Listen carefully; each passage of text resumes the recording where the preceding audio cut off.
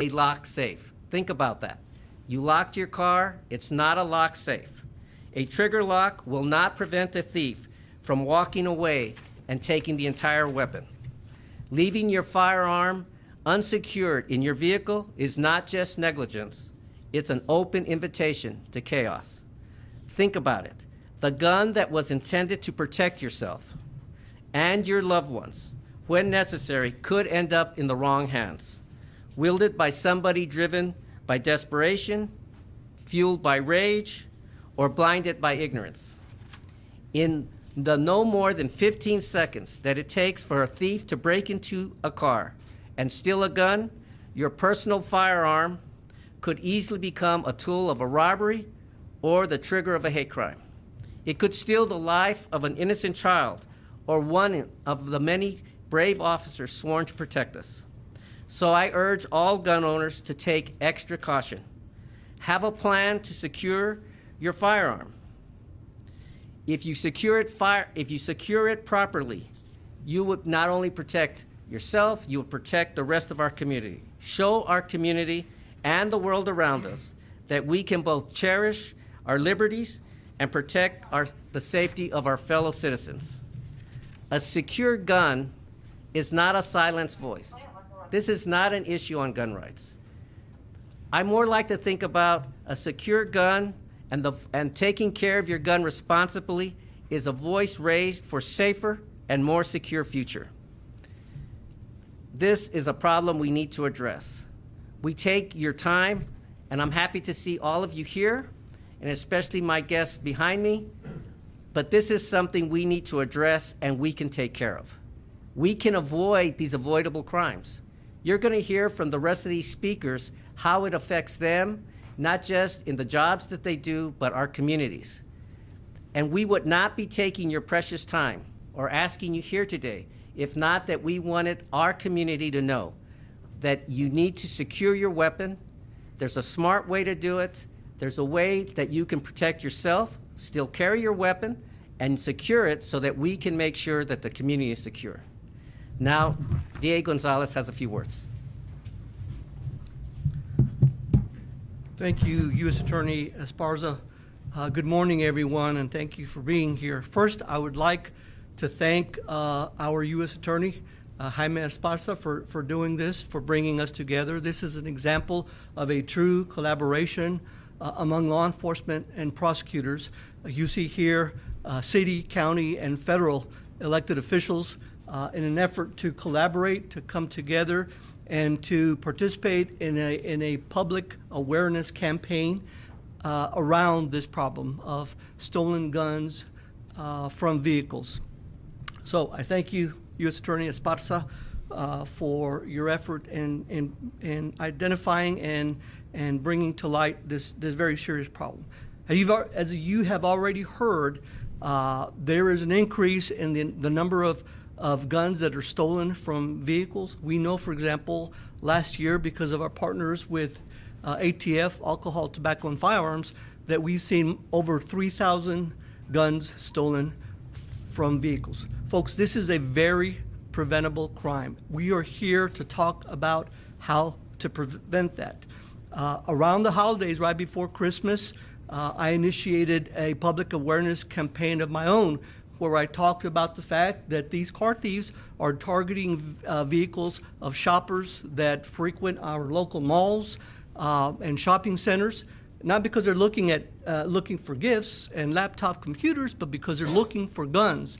And so that was an effort, and I will continue to speak about it, as we all will, about how important this topic is, how important our awareness be, because, as you've already heard from our U.S. Attorney, and by the way, I'm very proud that U.S. Attorney Jaime Esparza is our U.S. Attorney,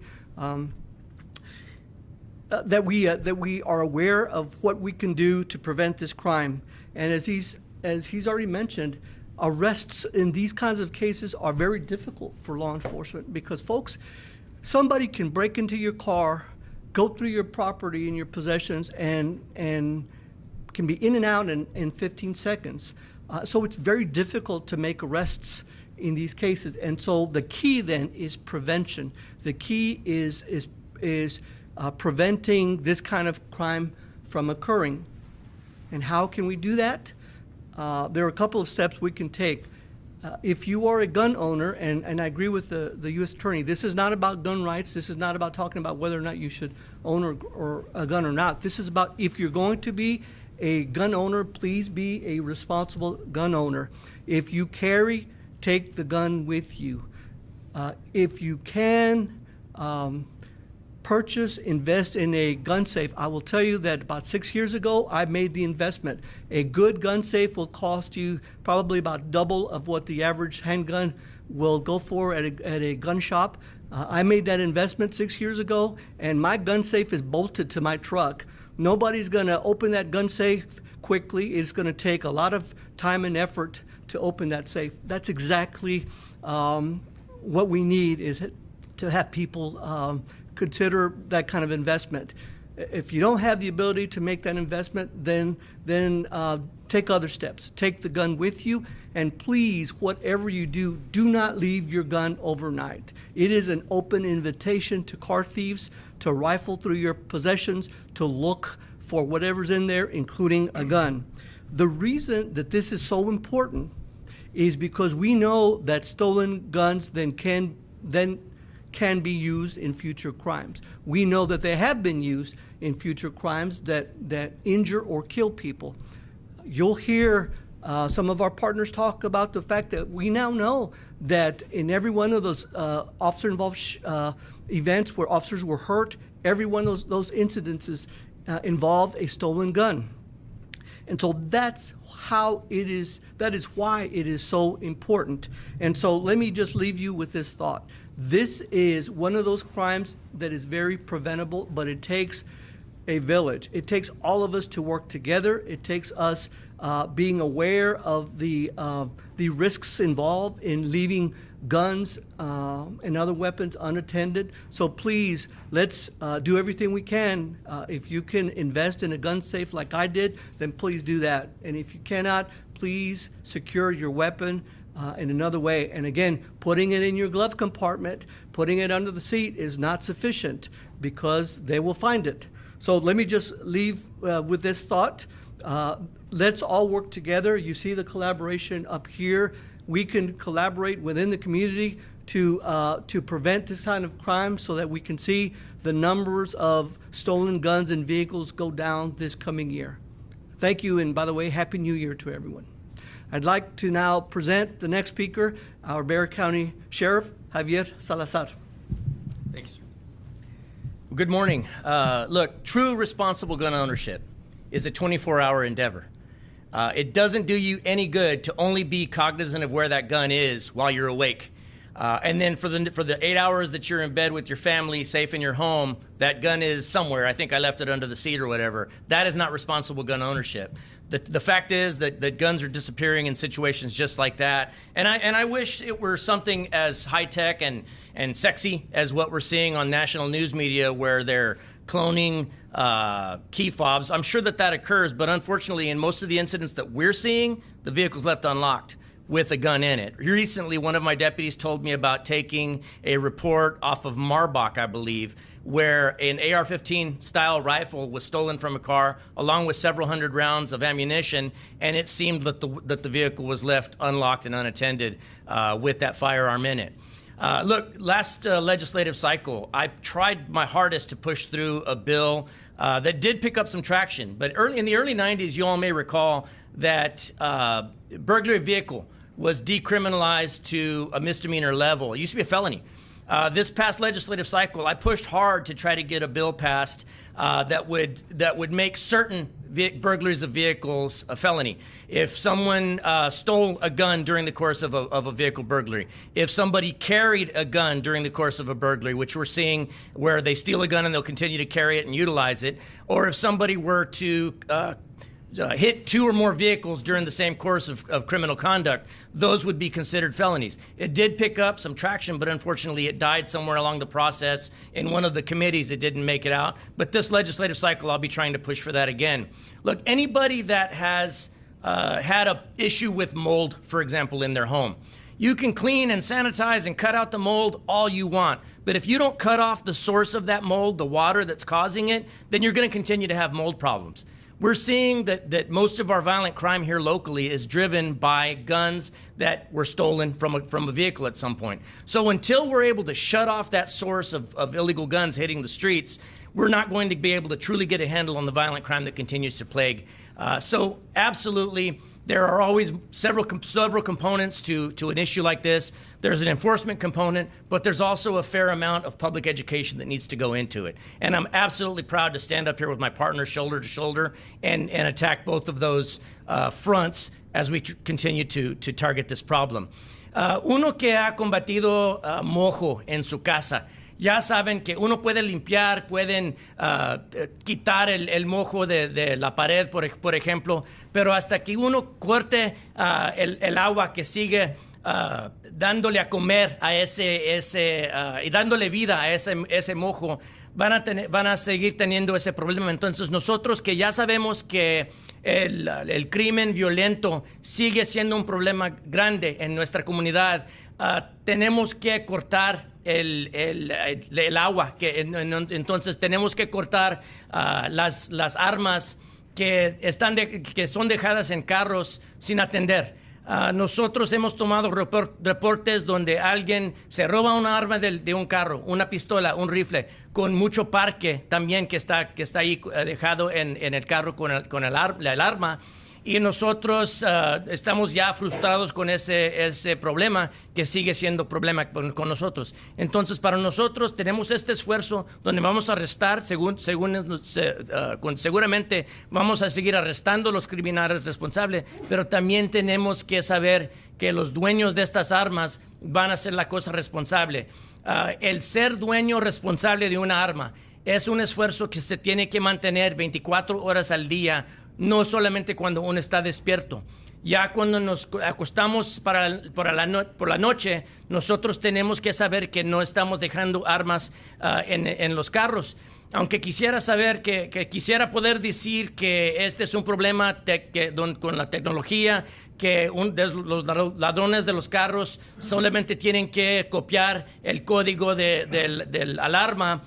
Nosotros lo que estamos viendo es que seguramente muchos de estos carros no están atrancados cuando uno deja las armas sin atender. Entonces, para mí es un honor poder estar aquí con nuestros socios en este esfuerzo. Gracias. Chief McManus. Thank you, Sheriff. Good morning. I want to tell you a quick story, and then I'm going to read my scripted notes here. So, last year, actually 2 years ago, I watched a video of a vehicle burglary in a mall parking lot. If you were to be walking through this lot and you could stand there and watch this vehicle burglary in progress, you would not have known what was going on. So here's the way it normally works. A vehicle, usually stolen, because if we get their tag number, they don't want us to be able to track them down. But a vehicle that's usually stolen will pull up alongside of a car parked in a mall parking, wherever the parking lot may be, next to an empty space. And they're looking specifically for pickup trucks, because that's where they figure the most odds are that you're going to find a gun. They'll pull up alongside of that truck.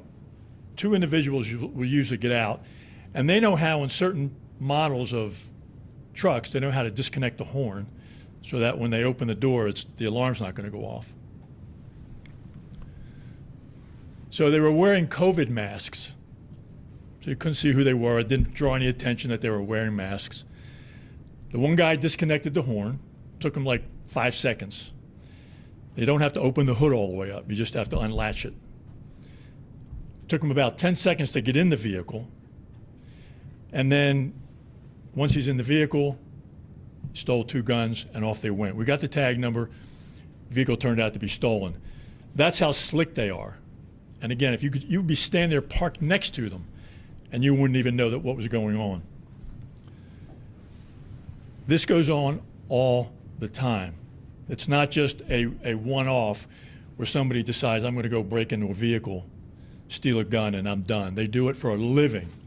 Most people go to work to do their 9 to 5. These folks go to work and they do their 9 to whatever. It goes on 24 hours a day, and they're just constantly breaking into vehicles. So the spike in car break-ins can be very difficult, is very difficult to prevent, because there are targets literally everywhere you look. Responsible gun owners can prevent firearms from getting into the wrong hands by doing certain things. The data shows that over 3,000 lawfully obtained firearms were stolen last year. 3,000 guns in the hands of people who stole them. Most were stolen from vehicles parked in shopping centers or at hotels. Detectives are discovering most firearms used in murders, aggravated robberies, and even pointed at our own police officers were stolen. In one case, 2 officers were shot, you all remember this, and injured while trying to apprehend a suspect wanted on multiple warrants. The gun used was stolen from a vehicle the night before. Law-abiding citizen left multiple guns in the vehicle overnight, as we heard talked about here, and the suspect used one of those guns against our officers. Detectives are seeing car break-ins throughout the city, the entire city, especially in hotel parking lots where tourists leave their guns overnight. Nothing good happens by leaving a gun in your vehicle. Texas law allows you to take that gun with you. If you know you're going to a business that prohibits weapons, make prior arrangements so that you don't have to leave the gun in the car. It only takes a few seconds to properly store your gun. Someone can steal that gun just as quickly. A simple decision like that could prevent your gun from getting in the hands of a criminal. Be a responsible gun owner and take your gun or lock it in a safe. Thank you. Again, all 4 of us are happy that you're all here. We want to get the word out. The number of weapons and firearms that are stolen every day is a public safety concern for all of us, and so we appreciate the opportunity to speak to all of you. We'll take a few questions, if you have any. Yes, sir. Specifically for District Attorney's office. So you mentioned apprehending the criminals of the stolen guns, very difficult. What does the prosecution rate look like when you do find the criminals? Well, when we can prove it, when we have the evidence, which typically means that the suspect is apprehended at the scene, and we have witnesses that can testify potentially that they saw the individual break in. When we have that kind of evidence, or we have fingerprint evidence or some other surveillance video, then our success rate for prosecution is very high. But the problem is, as I mentioned before, arresting those individuals is very difficult. And so if you can't make an arrest, how can you expect to go and prosecute that individual? And so generally speaking, in terms of the kind of cases that we see in our office, the number of car thieves that we are able to prosecute is not what it should be. And that's why prevention is so important, because they move so quick. Everybody here has talked about the fact that a car thief can be in and out of a vehicle in 15 seconds and be long gone before the car owner even realizes that he's had his vehicle broken into. They're very sophisticated. They work in teams. They have figured out how to access your vehicle with their own fobs. And that's why hiding your gun is not sufficient. You have to take it with you, or you have to utilize a gun safe like I do in my truck. And so the answer is yes. When we have the evidence, when we can prove that the individual broke into a vehicle, then we're going to do everything, and we're committed to successfully prosecuting individuals when we can. All right. Follow-up to that.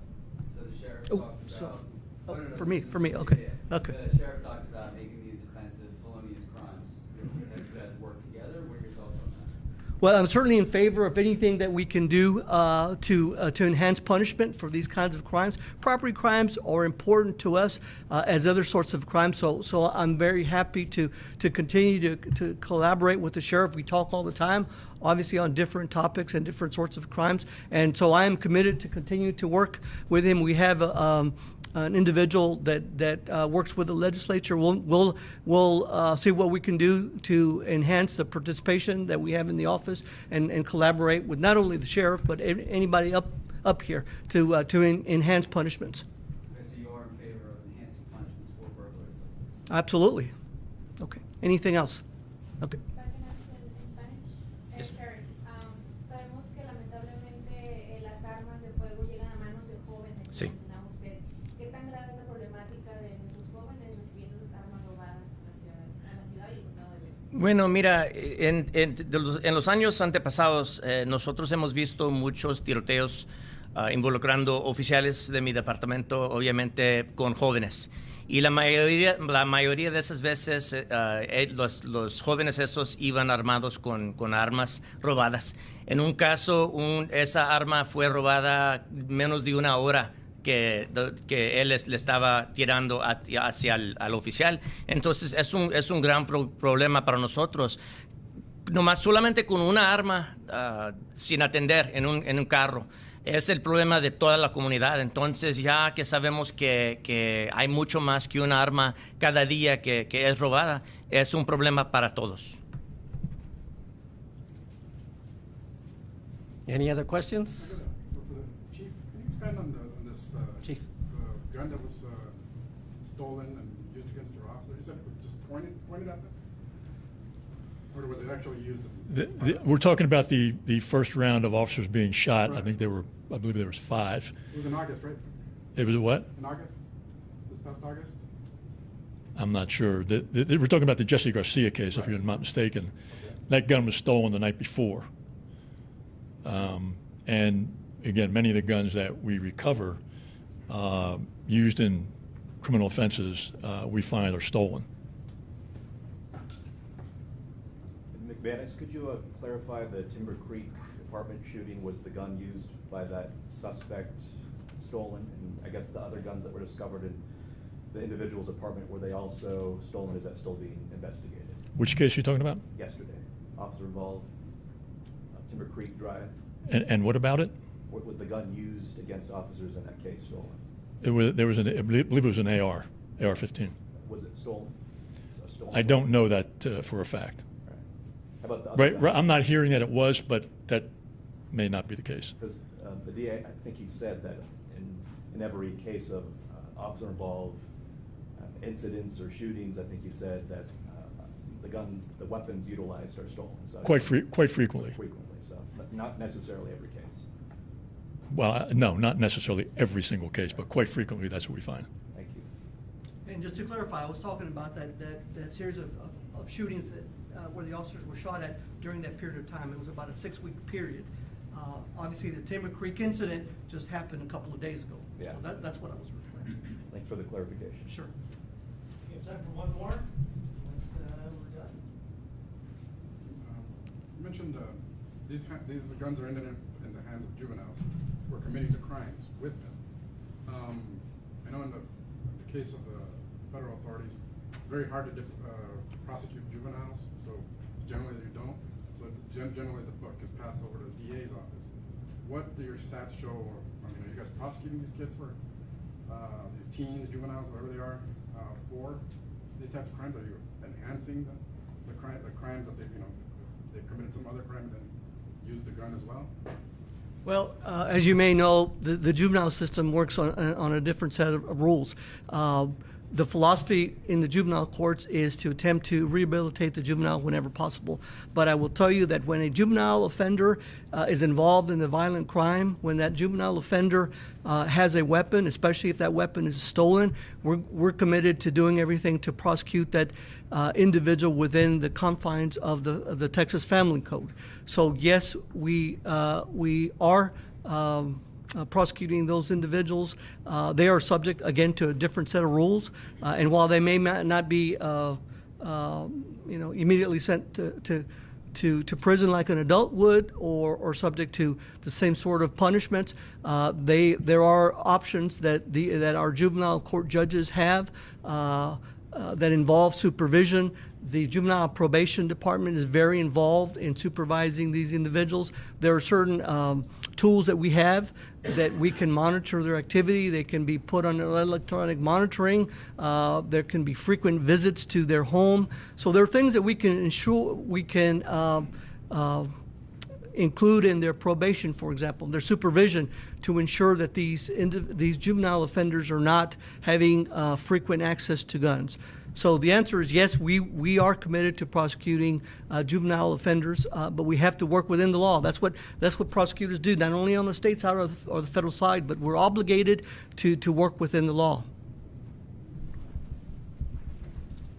So just so this doesn't go, as I sit here listening to your questions, I think the message I'd like you to remember, besides the number of firearms and weapons that are being stolen from these vehicles, is the word avoidable crimes. Chief McManus said in the facts he related to you was that the crooks approached in a stolen vehicle. There was a reason they approached in the stolen vehicle, so that we couldn't identify them when they fled. There's a reason stolen guns are a market in the black market. It's the same reason. And so we can't help or encourage or somehow enable these people who are going to commit these crimes by making these weapons available. We have a process. If you want a weapon, there's a process for you to purchase one. It's a pretty elaborate process so that we can track you, so that we know who has a weapon. That's really important to us as a community. Once we allow that stolen weapon to enter the market, the black market, who knows what will happen? Who knows who has that weapon? Those are avoidable crimes. That's why I really appreciate the fact that you took your time to come, why you, we had the opportunity to speak to you about this important issue. We're hoping to spread the message throughout the community. You'll hear more from us regarding this issue, because this is an avoidable crime. The crime itself, you heard DA Gonzalez talk about the difficulty, and you heard Chief McManus and Sheriff Salazar talk about the difficulty of apprehending the auto theft person. But that's the beginning of the criminal process, because that weapon is going to go somewhere else, and that weapon could end up in a violent crime.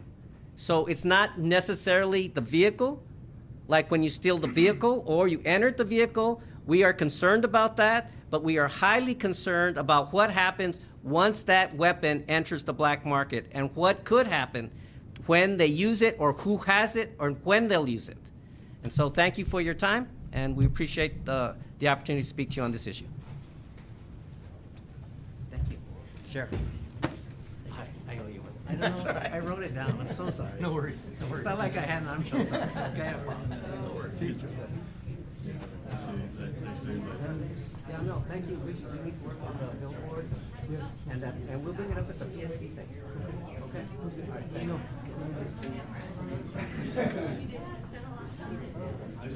Look at